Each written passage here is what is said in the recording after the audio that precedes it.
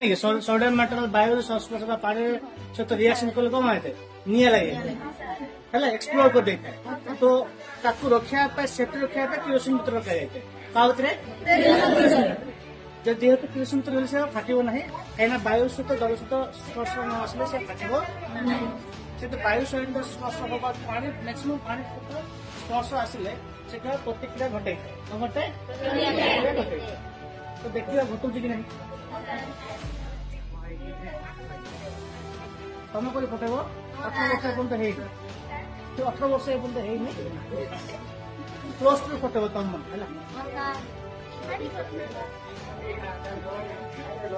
देख पानी पूरा मिसी जाइए ब्लास्ट होगा चेष्टा कर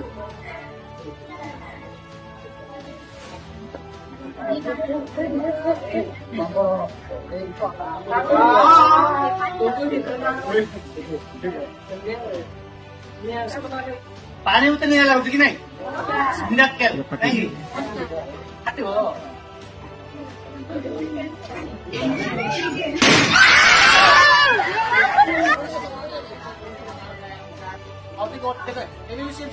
पानी उतने कि नहीं